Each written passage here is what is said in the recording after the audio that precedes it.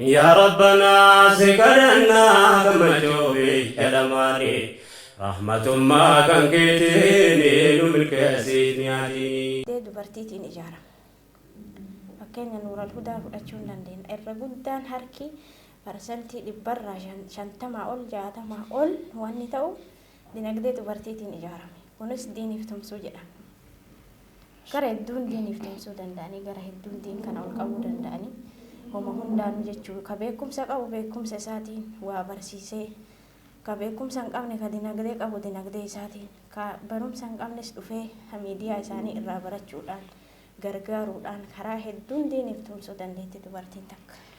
Tole dubartiin diiniidhaaf karaalee kanneen tumsuu dandeetti yoo jennee hojii akka waliigalaatti irrattuu haala kamiin hojjetu? Hojii irrattis akka amma zamana nu keessa jirru kana osoo hin taane rabbiin dirqama riskii alaa barbaadanii fiduu abbaa manaa irra kaa'e. Garuu haalli wal jijjiiraa dhufee amma yeroo ammaa akkuma waliin beeynu irra guddaan keenya ala deemnee riskii barbaaduu jirra. Garuu rabbiin shari'aa keessatti waan kana nurraan kenne warroota dhiiraa irra kaa'e haalli biyya namni keessa jiru waan san hin taasifne malee jechuudha. Silaa isiin manumaan tolti malee manuma keessaa ilmaan guddisuu akkasuma diiniif karaa tarbiyaatti ilmaan guddisuutiin tolti malee hojii hojjattee riskii barbaaddee fiduunii miti. Rabbi isii abbaduu ilmaan guddisuu hawaasa jabeessuu diin kana manuma teettee waan danda'amuun jabeessuudha malee riskiin alaa barbaadamu kun silaa isiirraan kaayamne.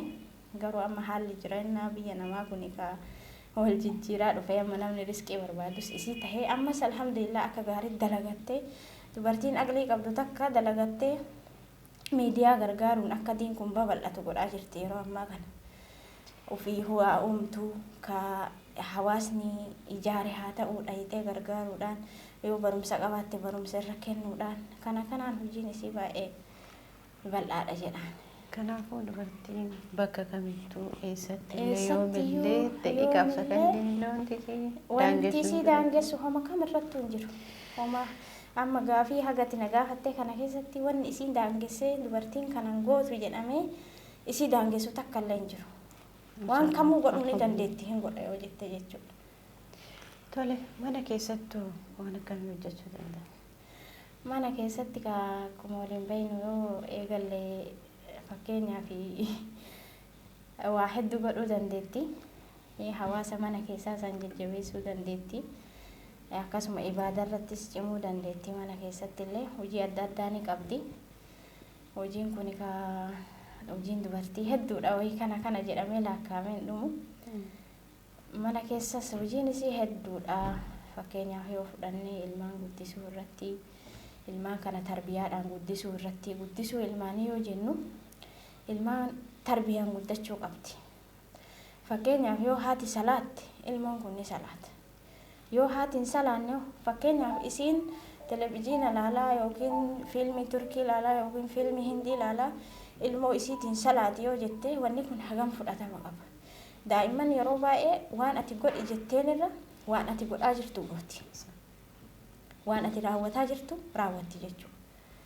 Kanaaf fakkeenya irra guddaa ilmaan guddisuu irratti dubartiin mana keessatti gaheen guddaan isiin qabdu ilmoonis irra guddaa waan haadhaa waan fudhattuuf baay'ee kan murteessaa osoo danda'ame haati ilmoo guddiftee dhiirris ka dhiiraatis badaadha osoo jechuun taane haati osoo guddiftee irraa tarbiyaadhaan guddattee waan jedhu irra karaa diinirra guddattee waan jedhu isitu irra tarbiyaa san fahamsiisee guddisaa ilmoo diiniif guddisuu hawaasa gabbaasuu irratti diinirra jajjabeessuu irratti gahee guddaa kan taphatu irra guddaa haadha dubartiidha jechuudha.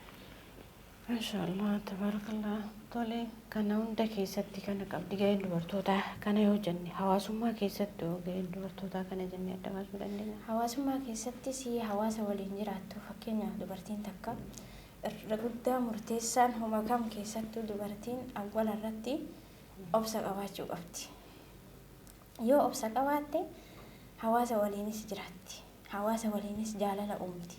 Hawaasa waliinis waan hedduu waan hojii haa ta'u waan karaa diinii haa ta'u fakkeenyaaf numa amma yoo fudhanne yoo walitti dhufne yoo jaalala qabaanne walitti dhufnee hawaasa ta'uu dandeenya. Waan tokko ammoo miidiyaa kana yoo fudhanne guddisuu dandeenya.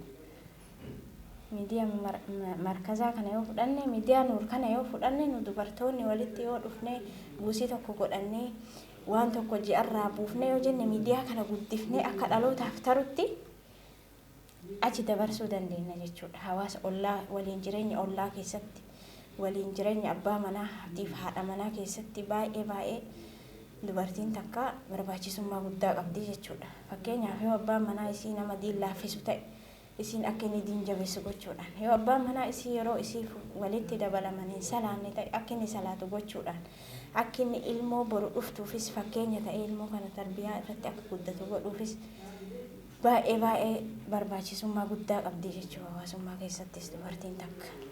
Tolee, kabajamtootaa fi jaalatamtoota hordoftoota Nuur Miidiyaa qophiin keenya gara xumuraatti dhufeetiin jira. Gara xumuraatti dhaamsi qabdan yoo jiraate akka walii galaatitti nu goolama. Ani dubartoota obboleewwan teenya hundumaafuu dhaamsi ani qabu dhaamsa guddaas miti.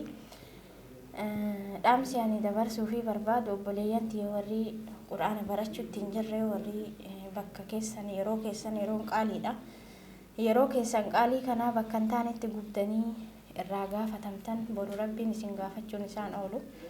Rasuulli sallallahu alaihi wasallam dubartiin takka tamataatee haa taatu yoo salaata isii yeroodhaan salaatte yoo kidma abbaa manaa isii ajaja isaa guuttee jette yoo soomana isii soomante yoo qaama isii haraam irraa eeggattee tajannataati jedha. Nuti kana godhuuf hojiidhaan argisiisuu qabna. Nu dhalannee jiraannee nama taanee jiraachuu qofa osoo hin taane maaliif akka addunyaa kanarra dhufne maaliif akka uumamne beekuu qabna. Gaafa maaliif akka uumamne beekne maalitti akka deemnus beekna. Jiruun duniyaa ammoo dhumtuudhaan asirraa deemuuf teenna hangam akka jiraannu hin beeknu. Siinqii dabarfachuu qabna. Nu warri yeroo keenya TikTok irratti, Facebook irratti akkasuma laayikii adda addaa irratti akkasuma firaankii jedhanii amma waan ajaa'ibaa tokko gabbu'e mashaqqaa ajaa'ibaati. Asuma ta'anii namatti bilbilanii subhaanallah. Nama tokko osoo hin oduu hin qabne haga boochisuutti ga'a. Kana firaankii jedhanii YouTube irra gadhiisanii kanaan mallayni dhufa. Mallayni kanaan dhufus wallaahi haraam. Obboleeyyan tiyya warri na dhageettan xiqqaas ta'e guddaa keessattuu warri shamarranii warri TikTokii fi akkasuma laayikii firaankii jettanii yeroo keessan gubdan koottaa gama quraana rabbii qaraa diinii rabbii baradhaa. Nama harkaan islaamaan beeyne jira. Nama akkaataa salaataan beeyne jira. Salaatuma kenna kana yoo salaanni akkaataa isaa beekuu qabna. Shuruuxa isaa beekuu qabna. Kana nama beeyne jira. Salaanni achi garagalanii qiblatti dhaabachuu qofaa miti. Salaanni rabbii akkaataa itti salaatan qaba. Akkaataa du'aatu jira. Sharxii isaatu jira. Kana guunnee salaatuu qabna. Maal jedhan namni tokko ishaa'ii tokko ofirraa kuffisaa jedhan. Waan akkas jedhu wayii yeroo baay'ee dhagaa. Wanni sun maaliif jedha ofirraa kuffisa yoo jedhamu akka waan darba wayii ta'e subhaanallah salaanni rabbii akkasii miti. Kushu'aan salaatamuu qaba. Itti yaadamee Rasuulli sallallahu alaihi wasallam zamana isaanii sanitti yeroo dadhabanii qaamni isaanii dadhabee akka wayii dadhabanii yaa Bilaal azaani salaata salaannaa jedhan. Salaata sanii raahaa godhuu barbaadan. Nu garuu har'a waan darbin wayii goonee akka meeshaatti itti fayyadamaa jirra. Salaanni rabbii akkasii miti. Obboleewwan keetiin haa barannu. Koottaa kunoo gara hundaa quraanaaf isin waamanii fakkeenyaaf fudhattan miidiyaan Nuur isin waamaa jira. Koottaa qaraa markazni Nuur isin waamaa jira. Koottaa qaraa quraana rabbii baradhaa diinii rabbii baradhaa gareen hulaniin kunoo akkanatti qophii uumanii isin waamu jiranii karaa hundaan diin rabbii banaadhaa balballi banaadhaa koottaatii baradhaa yeroo keessa waan hin taane irratti akka hin finne hadaraa rabbii keessan sodaadhaa isiniin jedha isin irratti illee dheeressu warri dhiiraallee dhaamsi ani qabu obboleewwan teenya yoo haati manaa keessan bakka kayriin itti baratamu markazuma kana haa ta'u bakka biraa haa ta'u muhaadaraa adda addaa haa ta'u isiin hin deemna jette daangessitanii kama yeroo biraatu hojiidhaafuu isin biraa deemtu suuqii deemuuf hin dhoggitanii hojii deemuuf isin dhoggitanii yeroo isin gara markazaa dhufa jettu kana isinillee akka duran dhaabannee isiniin jedhaa jajjabeessaa deemii baradhu qooda fudhadhu achirraa waan achirratti gadi dhiifamu khayrii san atillee baradhu qooda irraa fudhadhu atis akka fakkeenya fudhadhaa mucayyoo sanii ta'ii diin baradhu jedhaati ergaa malee mana keessa ol hayyiftanii diin rabbii eega baanee ala baanee hojiidhaafuu baanee ala jirra diin rabbii barachuu ammoo wani nu dhoobu hin jiru jechuudha. Bakka kanatti warri dhiiraatis dhaamsi ani qabu kanaa hadaraa warri na dhageettan akkasiin bakka muhaadaraa adda addaa dhayxee waan khayrii dhageettu irraa hin dhoogginaa irraa hin naangessinaa isiniin jedhaa kanuma irratti isinirraa xumuraa isinirratti hin dheeressuu rabbiin deddeebisee illee waan nu haa argisiisuu jabaadhaa miidiyaa kanas ammoo haa tumsinuu haa gargaarru dhalootatti akka inni taru haa goonu miidiyaa nuur kana jechuudha bira dhaabachuu qabna innis nu qabaa nutis isa qabna har'a inni jiraannaan dhaamsa kana dabarsuu dandeenye malee kabira as dhufee bakka kana bu'ee nu dabarsuu hin danda'u jechuudha. Kanaafi tumsa haa goonuufi miidiyaa kana haa jajjabeessinu utubaa haa taanuufi manni tokko utubaa malee dhaabachuu hin danda'u. Yoo nu utubne miidiyaan kun jabaatee gara dhalootaatti tara.